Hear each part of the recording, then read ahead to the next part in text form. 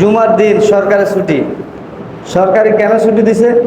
আপনারা মনে করতেছেন আপনাদেরকে ঘুমানোর জন্য শুক্রবার ছুটি দিয়েছেন।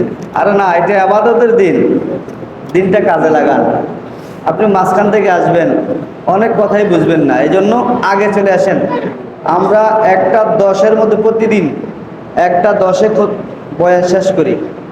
আজকে একটু আগে শেষ করব, যেহেতু ফাতিহা আছে, ফাতিহা দেব, সবাই ফাতিহায় অংশগ্রহণ করবেন। পাশাপাশি আমাদের অনেকগুলো প্রশ্ন আছে, আমি সবগুলো প্রশ্নের উত্তর আজকে দেব না। গত জুমায় বলেছি শেয়ার সম্পর্কে আলোচনা করব, আজকে করব না।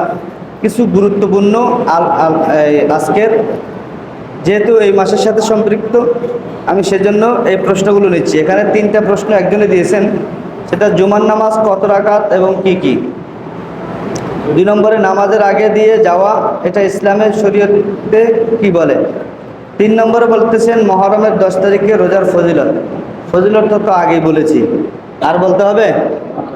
আর বলার প্রয়োজন নাই। এখন জুমার নামাজ কত রাকাত, জুমার নামাজ কত রাকাত, আপনি কত রাকাত পড়তে পারবেন? এখন বললে লাভ কি? সবাই তো 2 রাকাত করে দৌড় দেয়, আওয়াজ শুনলো দৌড় দেয়, না শুনলেও দৌড় দেয়, বলে লাভ কি? তারপরে বলে দিচ্ছি, আপনি যখন মসজিদে ঢুকবেন, ঢুকার সাথে সাথে দুহুল মসজিদ 2 রাকাত নামাজ পড়েন।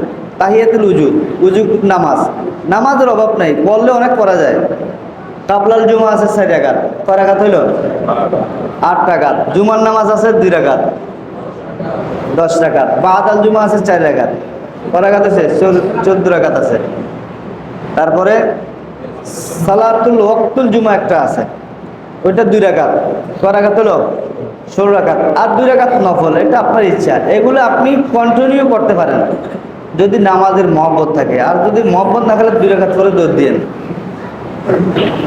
2 রাকাত করে। এখানের মধ্যে প্রথম যেটা কাবলাল জুমা এবং বাদাল জুমা, এই 2 রাকাত, 4 রাকাত এবং পরের 4 রাকাত, 8 রাকাত, এগুলো হচ্ছে সুন্নাতে মুআক্কাদা। সুন্নাতে মুআক্কাদা অবশ্যই করতে হবে, না বললে গুনাহগার হবে। আর যেগুলো বলেছি মসজিদের জুমা, হুজুর জুমা, এই নামাজগুলো আপনি পড়লে সওয়াব পাবেন, না পড়লে গুনাহ নাই, মারামারি নাই, কাটাকাটি নাই। আপনি পড়লে পড়েন, ভালো। তা আপনাকে সরকার একটা সুযোগ দিচ্ছে নামাজ পড়ার জন্য, আপনি পড়বেন না কেন? আমার প্রশ্ন হচ্ছে, পড়বেন না কেন? অবশ্যই পড়বেন, পড়লে অবশ্যই আপনাকে আল্লাহ সওয়াব থেকে মারুম করবেন না। যাই হোক, আরও প্রশ্ন আছে, ইনশাল্লাহ আগামী জুমায় আমি প্রশ্নগুলো উত্তর দেওয়ার চেষ্টা করব আমার সময়ের মধ্যে।